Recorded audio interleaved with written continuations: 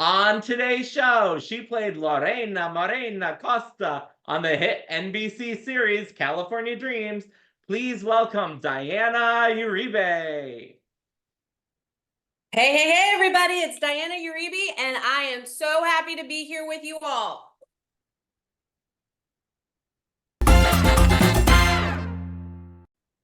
Hey, everybody, welcome to the Mike Rand Show. And today's special guest, she played Lorena Costa on the hit NBC series California Dreams. Please welcome Diana Uribe. Hey, Diana. Hey. Hi, Mike. How are you? So happy to be here. Thank you. We're so glad you're joining us. Now, I got to mention, I do want to say, I have my California Dreams shirt here. Make sure you can see it. And Love it. You're wearing a Sharkies shirt. Can we see that? Can you see it? Look at that. Isn't that awesome? A Sharkies shirt. Yes. Shout out to our super fan. Hold on. I had him pulled up. I think it's 80s nostalgia. Oh shoot, I had him pulled up and now I don't. But he made these awesome shirts and went to the New York live event that we had and handed these out. So this is in honor of my guy. Awesome. Now we're going to talk about that live event in a second, and that's what you're actually here to promote. You've got another one coming up. So you've got an event that's going to be taking place on Friday, July 12th and Sunday, July 14th. It's going to be in West Hollywood, California. It's going to be at Hotel Ziggy on the Sunset, and you guys are going to have meet and greets, VIP, a concert. I even heard a brunch. Is that true? They get to eat dinner with you, or... I mean, it's news to me. Yeah, I'm just going along for the ride, Mike. You got to understand. Or I'm just putting it out there. So if there's not a brunch, now you guys can demand a brunch because I said it. But that's going to be taking place. And if you guys want to get tickets to that, you can go to CaliforniaDreamsBand.com and all the info is going to be there. So be sure to check that out. And this is Diana's first full-length interview. We've got an exclusive here, Diana, so thank you so much for joining us here today.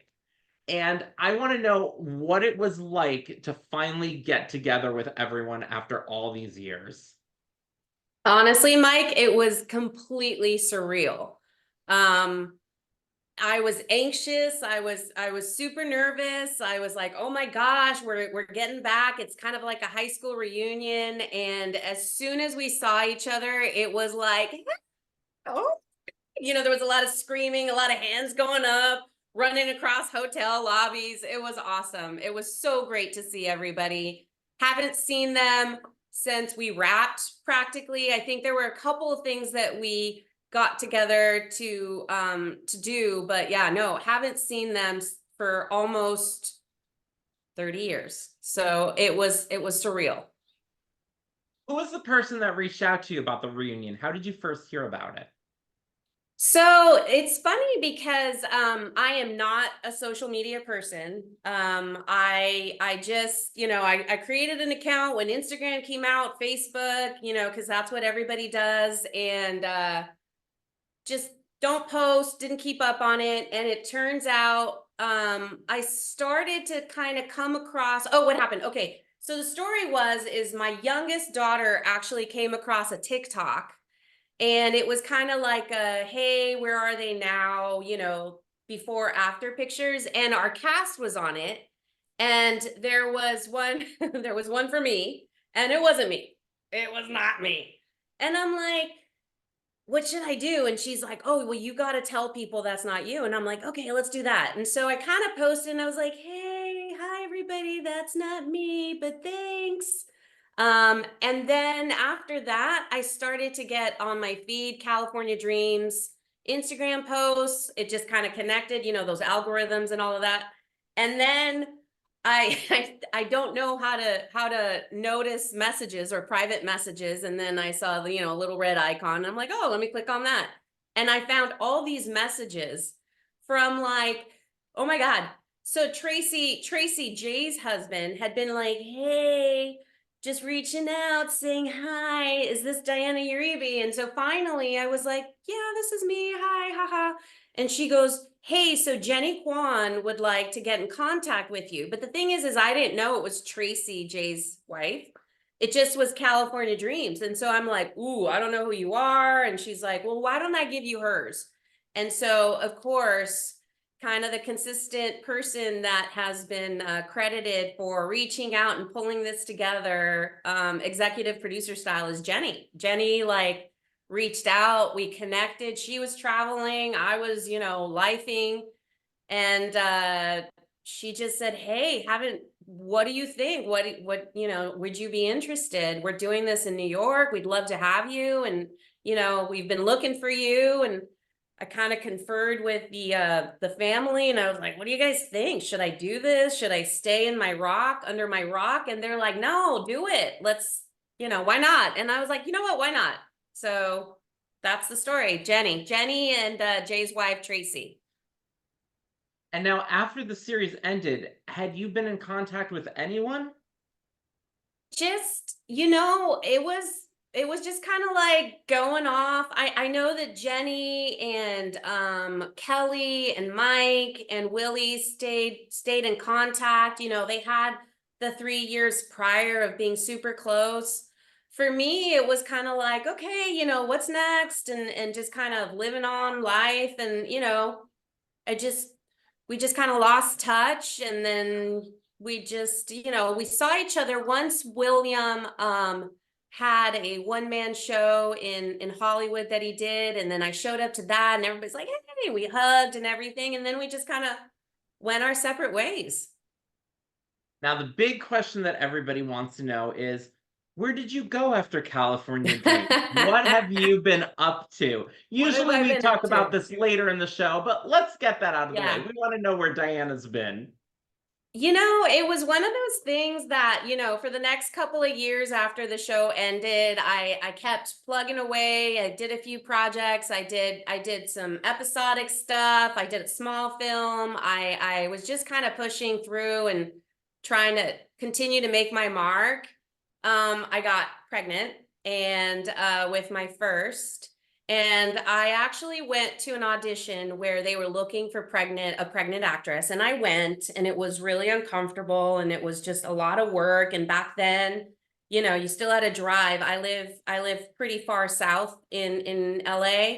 And so I was driving up to Hollywood to audition, and the traffic is a nightmare. And I was like asking people to come with me just so that they could be in the carpool lane, just so I can get to Hollywood faster. And I got out of that audition, and I'm like, I don't think I can do this right now. My belly was out to there, and I'm like, I can't. It just felt super overwhelming. And so I just kind of decided to raise a family, kind of work life, do life, and do that until Jenny called, really. And what was it like to finally see everybody after all those years? And this was the first time you actually got to meet Brentley Gore, correct? Because he wasn't a part of the show when you were originally on. Yes, I mean, it was the energy was awesome. I mean, it was I remember, so Brentley, I met him in the evening before Michael got there, and he was just so sweet and nice, and hey, Lorena, and I'm like, hey. So he was just so zen, and just like this soul that you just kind of want to cozy up to and talk to. He was so great, super, super welcoming.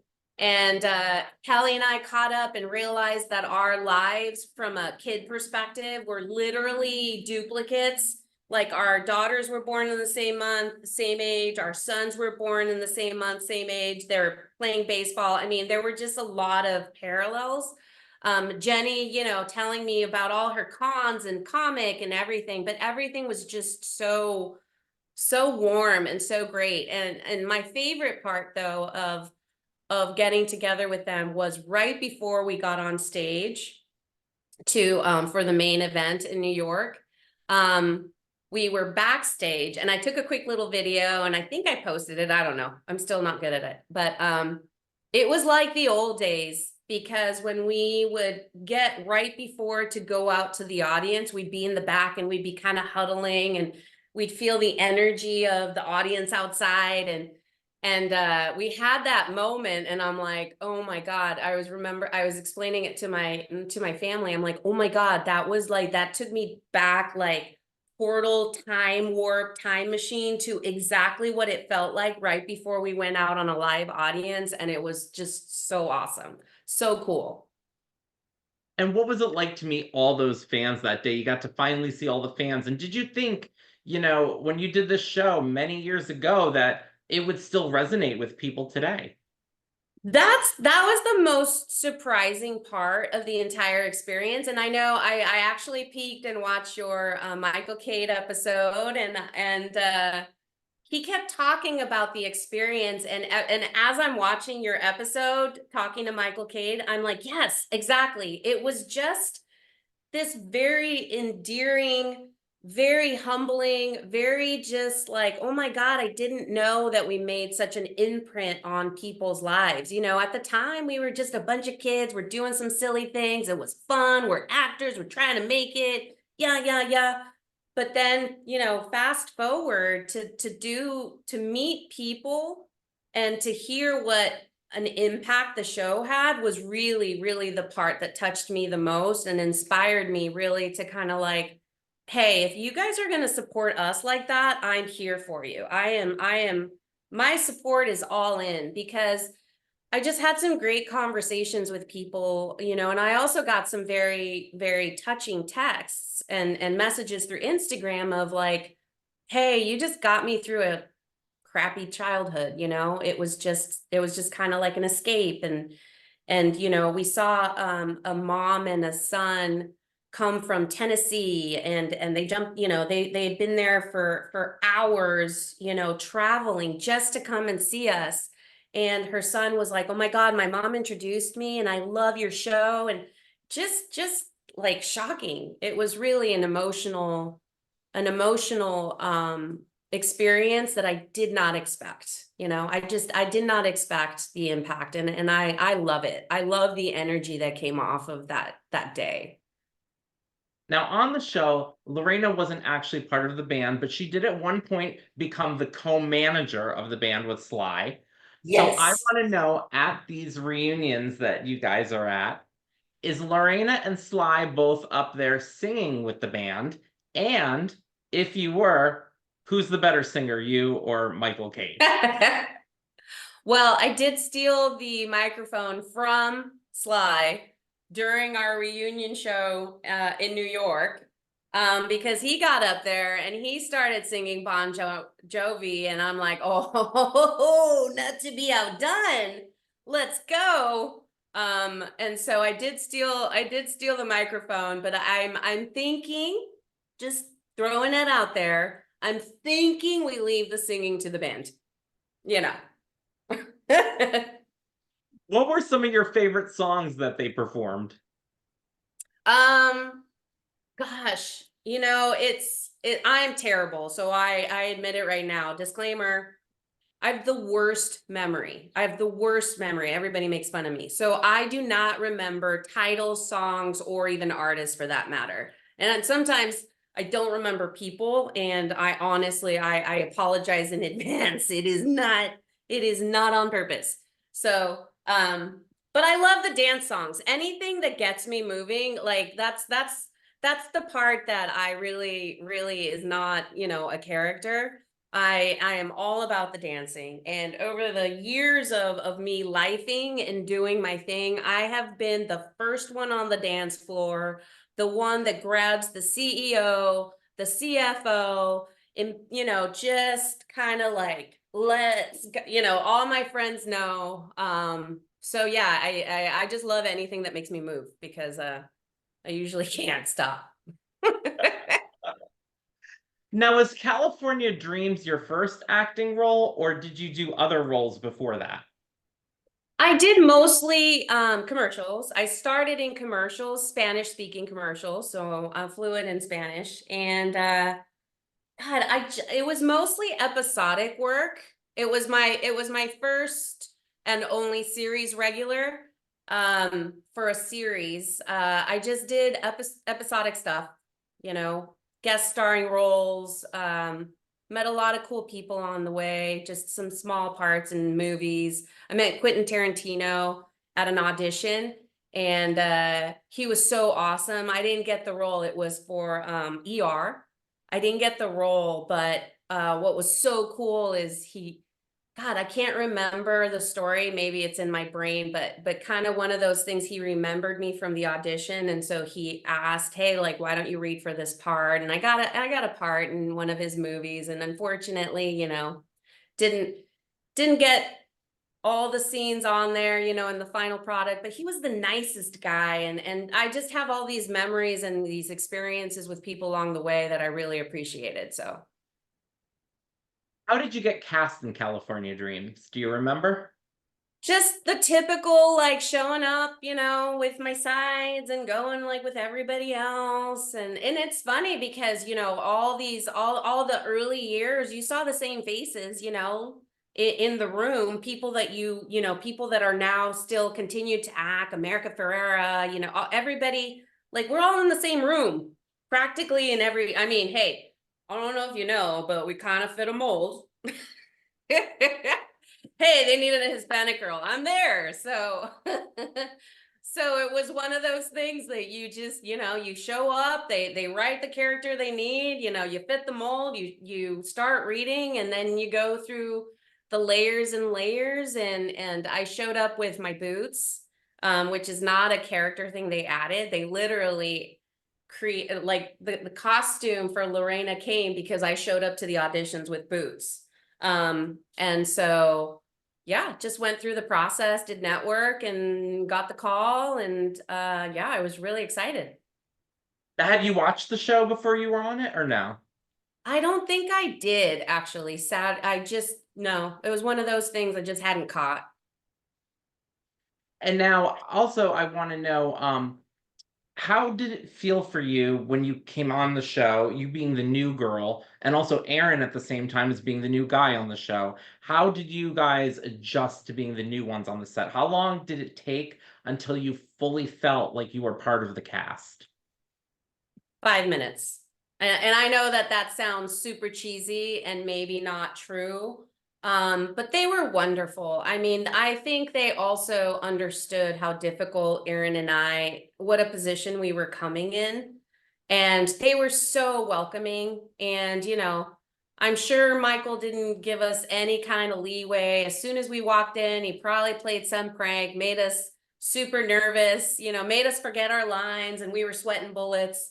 I actually know, I don't remember what episode it is, but I do remember the first episode I did. I am sitting straight up in the couch. Jay's kind of sitting back, and I am sitting straight up. My back is super straight, and I'm listening to everybody, do their lines. And I'm sure in my head I was like, okay, my line's coming up. The anxiety and the nervousness was unreal. But no, they made us feel so good, and they were welcoming, and it was a great, great, great group. And now, speaking of lines, I want to know who was the best at memorizing their lines and who was the worst at memorizing their lines. Is anybody going to see this? Well, I mean, obviously the three girls were always, the ones that had our lines. We were prepared. We were ready to go. Shouldn't be a shock that Michael would sometimes walk in and perhaps not have reviewed his lines or didn't know what was coming up next. And, we did the table read first thing on Monday morning, and our sides got delivered over the weekend. And, your job was go through the sides, kind of know what's going on, understand the story. It was like, for me, it was like Christmas every weekend, because I'm like, ooh, what are we doing this week? And so it was super fun. But there were a lot of times where we're like, Michael, can you just say your line? It's on there. And he's like, oh, yeah, ba-boom. And then we're like, thank you, and moving on. Now, the series was set in high school, obviously. Now, I Yeah. want to know how many of you were actually still in high school while filming and had to have an onset tutor? Were any of you still in high school at that time? That's a great question. I feel, well, William was the youngest, I think. How old is he now? 40, 47, 48? I think he said he was. So he might have just been out of high school because I don't recall there being a set teacher. I was out of high school and we're all kind of the same. I know Jenny and I are the same age. Brent, Jay is a couple years older, obviously. So I don't know. I feel like I don't recall, but if there was one, it was a very short period of time, and I think it was for William, for Tony Wicks, because he was the youngest of the group, if I recall correctly. And what was it like playing Lorena? How did you make the character your own? She was fun. I mean, there were some times where I may have pushed it a little bit too much. And, I think I do remember once where it was like crickets. I did like a Tony, like a Tony Montana kind of accent on a line that I had. And, and of course, Michael was never ever going to let me down if something just kind of fell flat. And he kind of looked at me like, really? I'm like, I tried. Um, no, it was fun. It just, they did a wonderful job incorporating the fact that I love to dance. They did that one dance episode and then obviously played up the fact that I wasn't one of the singers and made me sing really, really badly. And by the way, because I do get this question a lot. I mean, again, I'm leaving the actual professional singing to the singers, but I don't sing quite as bad as I did in that one episode because I do get that question a lot. I even got it from my own family. They're like, Mom, I was like, wow. I'm like, oh, come on, you guys. It's called acting. Yep, I mean, Lorena had a fake laryngitis, But yes, to get out of the band exactly. there. Exactly. Yeah. So it was just fun. It was fun. And I mean, again, it kind of going back to that whole like didn't know what an impact it made, again in New York, I heard like, hey, it was really great seeing a Latina character, that I can just like see on TV. And I was like, wow, it just doesn't even kind of cross your mind. It's just I was getting paid to have fun, and it was really weird, but heard that as well. And I wanted to do a little bit of research and in terms of series regulars, like how many were there before my character, and it was refreshing too that they were practicing in my loft and my parents came for money, and that was kind of cool too. So I was really appreciative of the character and everything they did for her to go through and stuff. It was fun. Who would you say out of all the castmates were kind of like the most like their character, and who was the least like their character? Oh, that's a great question. I think by the time, oh, I do know the answer to that. Although I think as we went through many years of embracing our characters and going through all the things that we did, we obviously injected a lot of ourselves into our characters. So at some point you were a lot like your character, but I think we did have this question in New York, and I think Michael and I both agreed, and maybe the entire group, is that Jay was probably the least like his character. Because honestly, Jay is like, I called him in New York, Gentle Jay. I mean, he's like super gentle, almost kind of soft spoken, which is very, very not his character, the tough guy and all, leather motorcycles. He's just got more of a golden heart and just kind of like gentle. So Jay was definitely not his character. And again, I know I say this a lot, but Michael, Jesus, he was definitely you know, it sly, sly, and a lot of his mannerisms were not really difficult for Michael. Uh, and then Jenny, I feel like Jenny was the same too. Jenny was just being Jenny and changing the name to Samantha. Kelly had a lot more grit than Tiffany, that's for sure.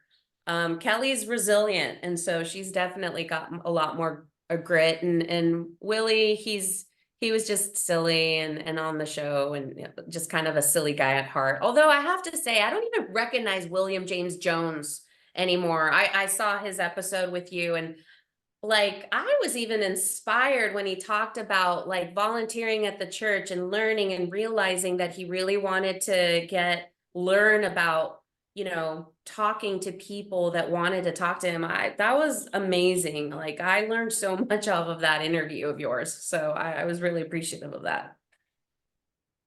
Now, you also had some recurring cast members and people guest stars throughout the years. Now, I do want to mention one that did actually pass away last year. He played the Mm, principal, Principal Blumford, Earl Bowen. yes. Now, he was a Yeah. very famous actor. For people who don't know, he's a familiar face. He was in the Terminator films. He was the Reverend on the Golden Girls, Golden Palace, Mm-hmm. Mama's Family, a lot of different shows. And on It's a Living, he was the cook in the restaurant. I wanted to Mm-hmm. know if I know that he wasn't there all the time, but did you have any memories, especially even that radio station episode of working with him? Oh, yeah. Um, I think the memories were that it was we were a bunch of kids kind of having a good time. And we would be silly and we'd come in, and I'm sure there were days where we absolutely drove the directors and the stage managers nuts. I mean, we were having a lot of fun. But when you had like a successful established character actor come in like him, we all kind of like tried to behave as much as possible, because we certainly didn't want anybody thinking we were a bunch of brats running around, the the NBC studios or anything like that. And so I feel like we all behaved a little bit more when we had actors like him come in, because you're in awe a little bit. You're a little bit starstruck in that, like, wow, this guy's done a lot and he's coming on our show. And I think we all appreciated and admired actors like him. What's your favorite episode of the series? Do you have a favorite episode? I do, and it's funny because I think most people would probably say it was my dancing episode or something like that. But my actual favorite episode was Granny Woo's shoe flu. Um, because we could not get through that scene when Michael comes in as the germ, and Jenny comes in with her remedy. Like that one was one I just literally saw the clip on Instagram and then pulled it up on YouTube, and I was giggling to myself the entire time, just because I recall that one was really hard to get through but so much fun. It was just us. Yeah, that one was so much fun. I loved that one. Oh, there was also one that I haven't seen recently, but we were breaking back into the school and we were rappelling down from the ceiling. And I can't even remember the storyline. Again, we're going back to really bad memory here. But that one was fun because we were totally kind of Mission Impossible, like rappelling and doing all that stuff. And then there was one last one where it might have been the same episode where we had a war, and it was either water guns or like streamer guns, and then it was like in slow motion. And I think we worked with a stunt coordinator because we were throwing our bodies onto these crash pads. And so that was just all fun. It was Yeah, there hard were to so pick many. one, obviously, Yeah, Mike. there were so many great ones. Another one too, the little sketch that you did. It was part of an episode where you guys did "I Love Lorena" instead of "I Love Lucy." Yes, That was yes. funny. I thought you did good at that. Ooh, Yeah, when you had yes, to do Lucille Ball, that was a good one. I did. I worked on my for for quite some time. Now, what was it like? What was it like having to film that final episode? The worst. We were so bummed. Like it was just like, no, how is this possible? Like, you can't compare it to like graduation of high school, because everybody's like can't wait to get out of there, right? They're going on to this next phase of life. For us, it was sad because we were ending something that we enjoyed so much. Um, and it's not even about the work aspect of it, which, you know, all actors want to continue working. It was the fact that we made these connections and we were going in and out and spending so much time with family and friends. And yeah, though it was really, really hard. And we really didn't want it to end. But you know, like Michael said, and I've said it before, there was only so many years we could be in high school. So I think we were kind of pushing it. We were just kind of hoping, like, wait, maybe 1 or 2 years of college, you know, maybe. So yeah.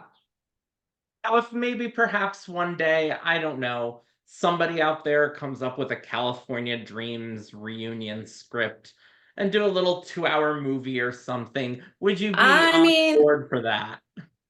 yeah, I mean, I would. I absolutely would be open to it, but I don't want to disappoint anybody. I think that's part of my fear is like I don't want to disappoint anybody, especially if they have the memories of what we did and who we were, you know. So it would definitely have to be, it would hopefully have to be very silly, very fun, and translate well as at the age that we're at. You know, like I just Maybe a high school, maybe some sort of high school reunion, movie or yeah. something. Oh my gosh, yes. If it was a reunion and we just got caught up in some crazy adventure, you know, Yeah, or that would some be pretty silliness. cool. Yeah, We'll throw yeah, a script out absolutely. here. Yeah. Hey, Mike, What would, if you want to start writing, you know, yeah. I'm here for it.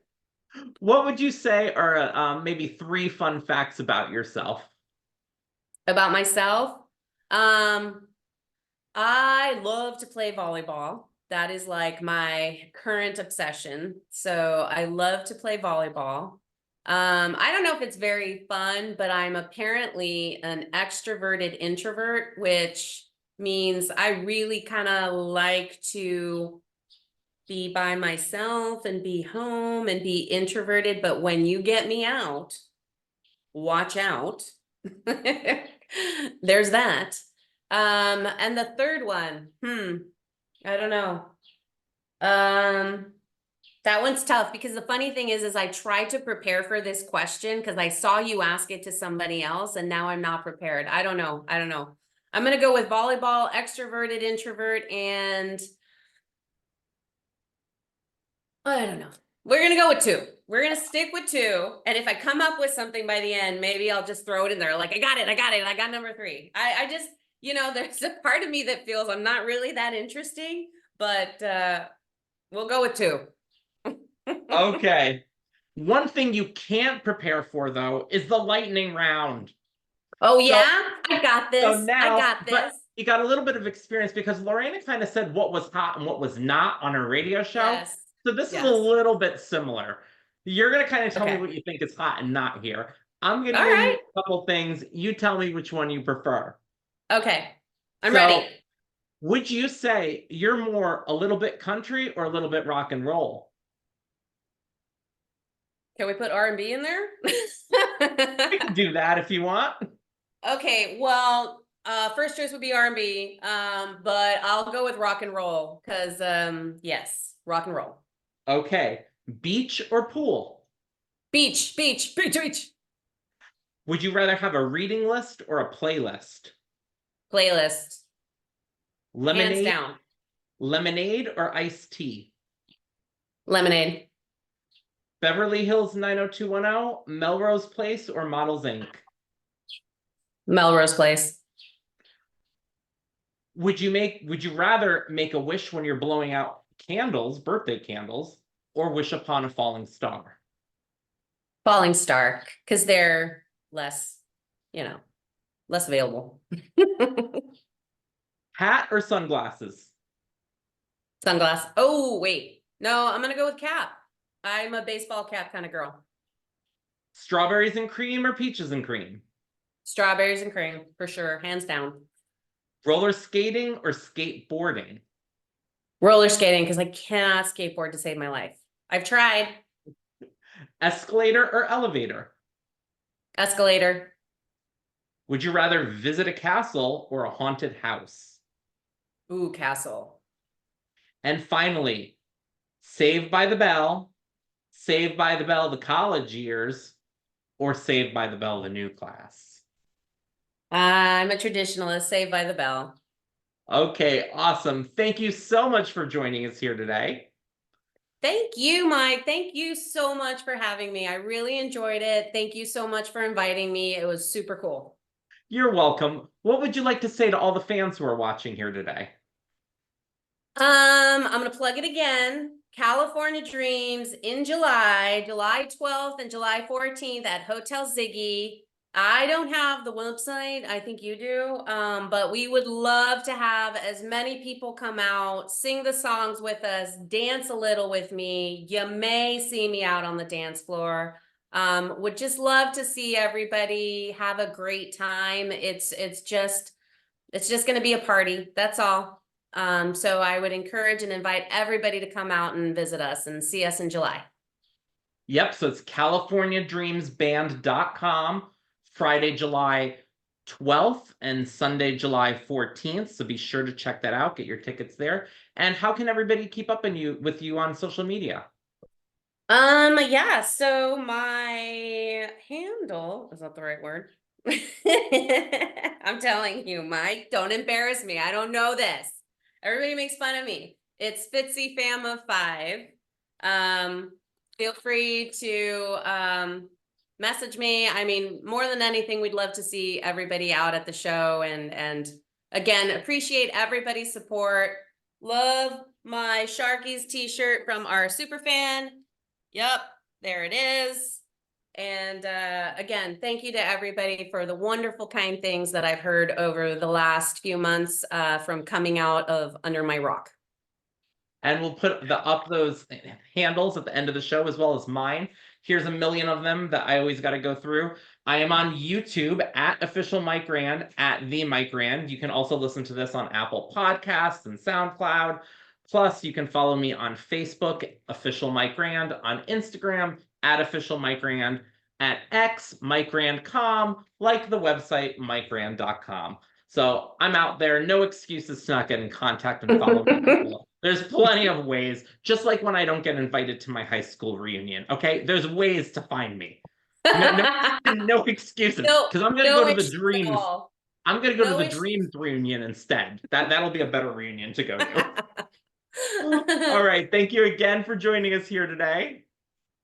Thank you. Thanks so much for having me, Mike. I really appreciate it. You're welcome, and thank you guys for watching, and we will talk to you all soon. Bye, everybody.